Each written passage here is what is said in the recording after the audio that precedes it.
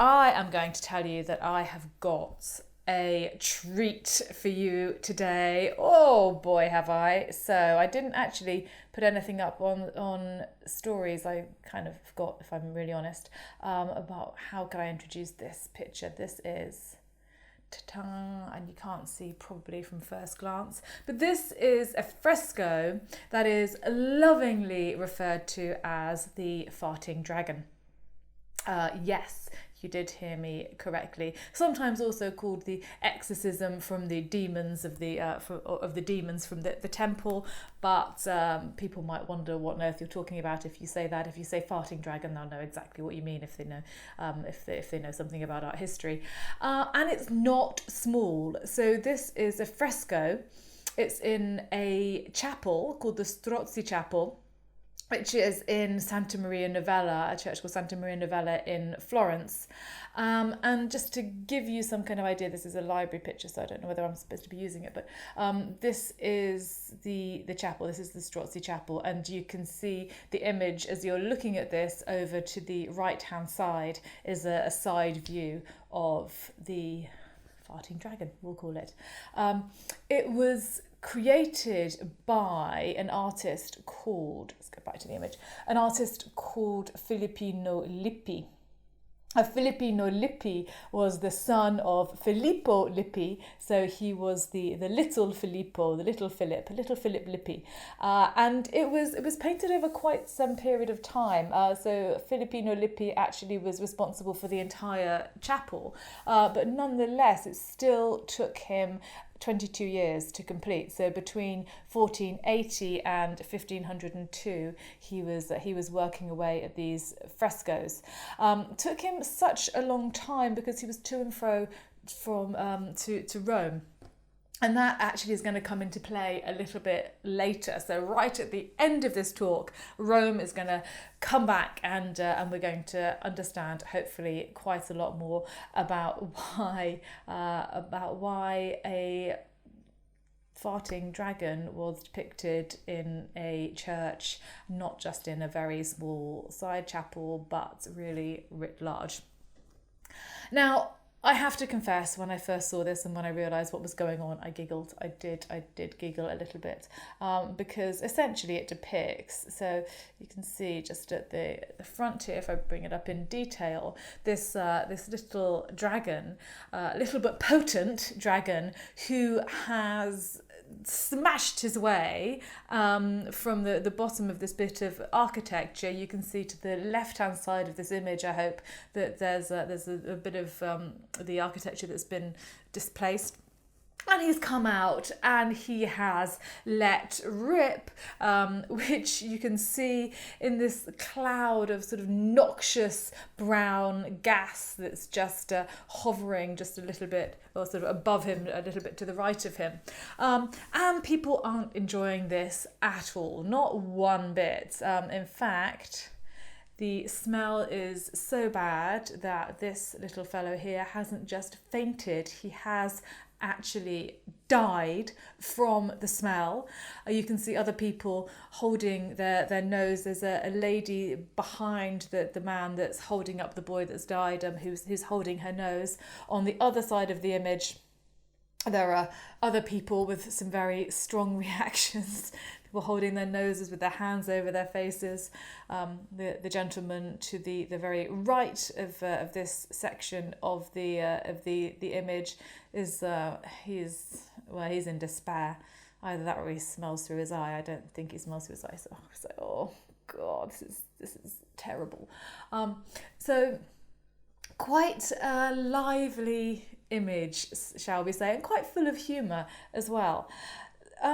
It does beg the question again, what is this image doing in a church, in a chapel? Well, the first clue as to why this image was chosen is that it actually depicts a saint called Saint Philip. And The patron of this chapel was a gentleman called Filippo Strozzi the Elder. So Filippo, generally speaking, when patrons were going to commission something that involved saints, they would pick the saint that shared their name. There was a sort of general belief that that saint would be closer to you and therefore would intercede perhaps more vehemently to God on your behalf. So anyway, common practice to choose a saint with your name. So St. Philip. So St. Philip is this guy standing, where is he? In the centre here in the green robe. And if you look carefully, there's quite a lot going on, but if you look carefully, you can see that actually he's holding a cross. It's quite a delicate cross. You can't see so well from this image, but it is a beautiful gold colour. And then can you also see he has the most fantastic elliptical halo. It's really a triumph. I mean, the whole thing you can see just from this little section of this fresco, which was incredibly hard to work in. So fresco is painting on wet plaster, so you have to work very, very quickly. But I mean, the detail in this and the precision is really superb. Yes, so a very well painted halo and cross, and this is St. Philip, who is pointing up perhaps to the heavens, or possibly he is indicating this guy here who looks remarkably lifelike. For some reason I've got it in my head that he looks like Errol Flynn. I don't know where that came from. Maybe lockdown is getting to me more than I possibly imagined, but I've just got this fancy that this guy has just jumped onto this dais or podium and is sort of waving his, I think it's a broken lance, in the air and looking down to St. Philip. But St. Philip can't even look at him. He can't look at him. If you notice, he's got his eyes cast down to the floor even as he's pointing upwards. So if you are now scouring your brains for some kind of story in the Bible that involves Saint Philip and a noxious dragon and a very lifelike Errol Flynn type character that is probably supposed to be a statue, you're not going to find it in the Bible. You're not. It's okay, you haven't missed something. It's not a story from the Bible. It is in fact a story from a book called the Golden Legend that was written in the 13th century. In fact, it's a sort of a collection of stories that were put together in the 13th century by a gentleman called Jacobus de Varenne. And basically all of these stories are apocryphal stories about the saints. So this story, I finally actually come to the story. This story is the story, of course, of St. Philip, who is a missionary. So he goes out to Scythia, which is sort of to the east, so geographically kind of would start in Eastern Europe and then move out towards the Middle East. It's not a name that we use anymore, Scythia, but that's why, by the way. So look at these people here. So this fantastic turban, it almost looks like he's got his curlers in his hair, the guy that's holding up the poor dead boy, but that's a turban. So if you see anyone with headgear like Belshazzar from last week, big turbans equals further to the east, more oriental,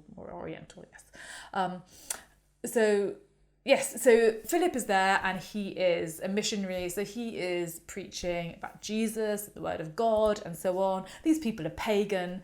And so they are having none of it. They put up with him for years and years and years until he just one day goes too far and he is marched off to the temple of Mars. So, that's what this statue is. This is a statue of Mars. And he is told that he is to make a sacrifice to Mars. At which point, St. Philip thinks, well, I am not going to make a sacrifice to Mars. I'm not, I'm not sacrificing anything to a pagan god.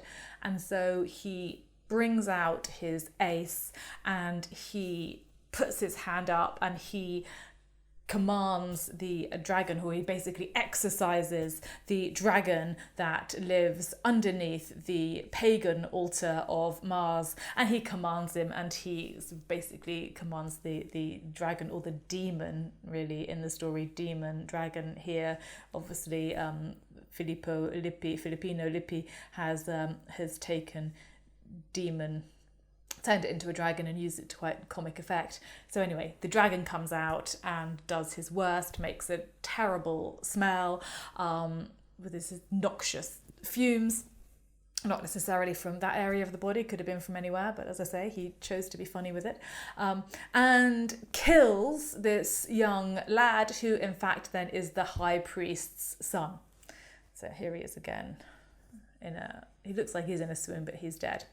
The high priest, who I think is this the figure that you can see just behind the dragon in the orange robes, is obviously very upset indeed, as are all of these other people who are holding their noses and are kind of grey with the nasty fumes. And they beg Philip to make this stop. So the smell is so appalling. They say to him, you've got to stop this. This is absolutely terrible. So Philip says, okay, I will stop this smell, but you have to convert to the true religion. And people are so desperate to have fresh air again that they do convert. And St. Philip stops the smell, and in fact he also, there's a happy ending for some of this story, he also resurrects the boy and brings him back to life.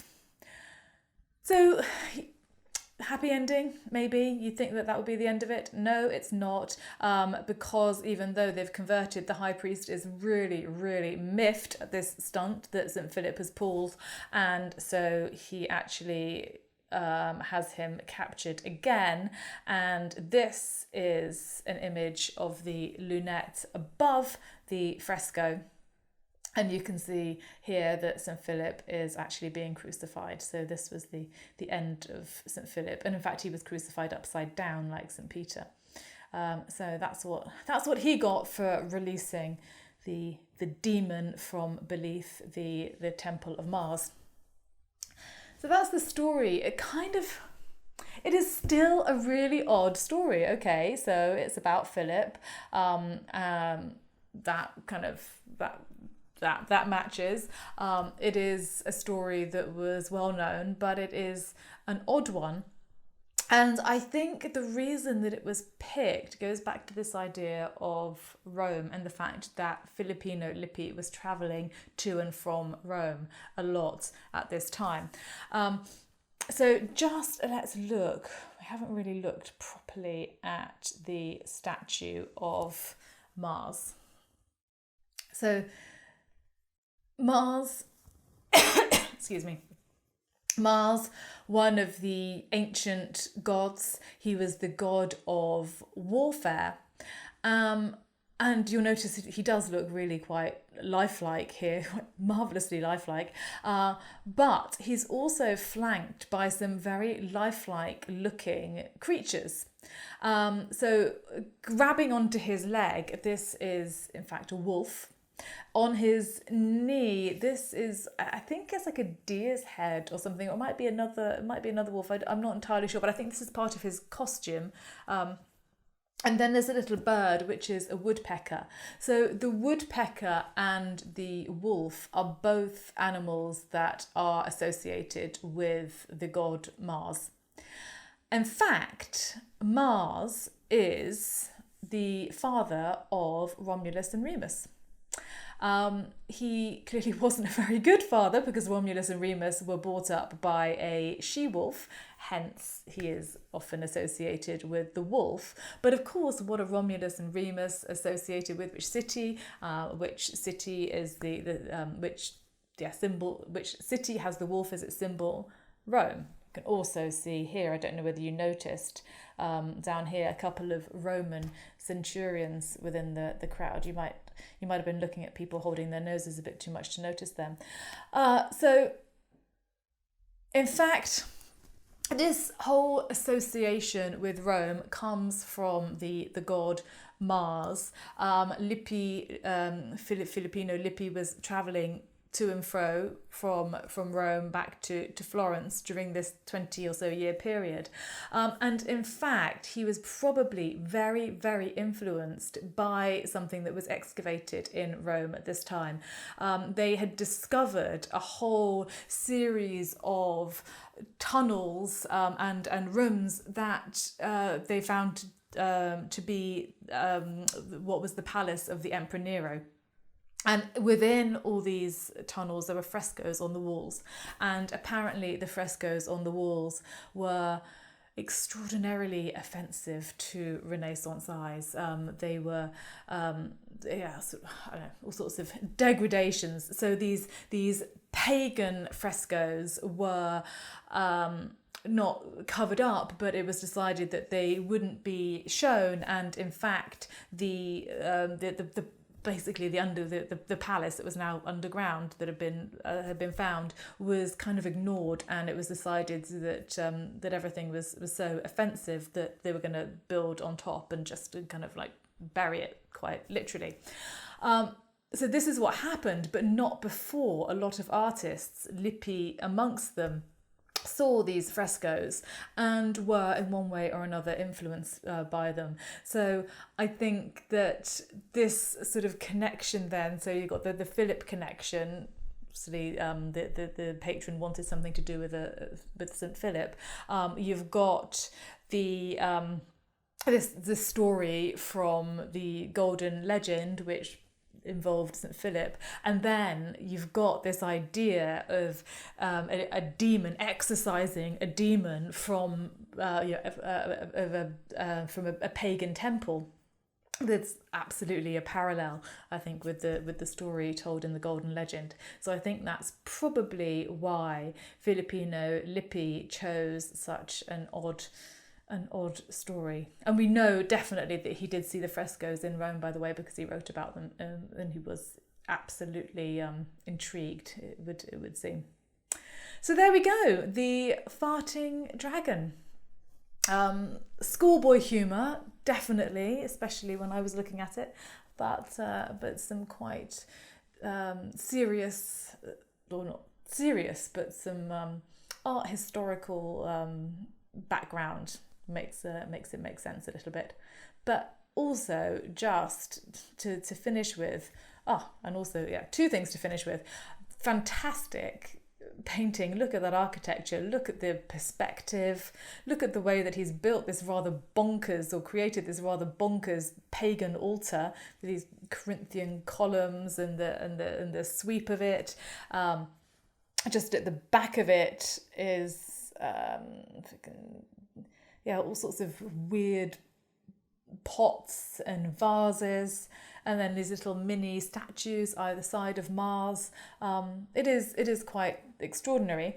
But I forgot to say that if we were in any doubt that Prince Philip the Prince Philip would triumph, that St. Philip would triumph over these pagan people up in the right-hand corner, which you won't have been able to spot because my face has been over it, can you see there's God just kind of looking over proceedings up in the top right-hand corner with his cross there. Okay, I'm going to turn these back on, and I'm going to turn comments back on. So, the farting dragon, quite a lot of information to take in. Who knew? You thought that you were just going to get some kind of a puerile, as I say, school child nonsense. But these are such a joy. Thank you, Caroline. This image is such a joy because it is so unexpected. Honestly, it's, well, as you can see, it's huge in the Strozzi Chapel. And you're looking at it, is he actually doing what I think he's doing? And indeed he is. So you can look it up. If you literally just look up farting dragon Florence, you will definitely find images on the internet, and perhaps some more information. Hope it wasn't a Welsh dragon. It definitely wasn't. Steph, it so wasn't a Welsh dragon. This was a little demon. This was a little demon dragon. Welsh dragons smell lovely, I'm sure. We're agreed on that. Good. Okay, everyone. On Thursday, we've got more weird paintings. So I'll do, I think, 3 again, and then you can vote on whichever one you find the weirdest. And if you haven't seen already, I've put up another Pepped Up by Paintings. I've gone more contemporary this time. Well, it's not contemporary at all. It's contemporary for me. It's 19th century, late 19th century. Henri Rousseau's Surprised. So if you haven't seen that, that's on my feed, also on my website. Have a great week. I hope that's started your Monday off with a bang. No pun intended. And I will see you soon. Bye.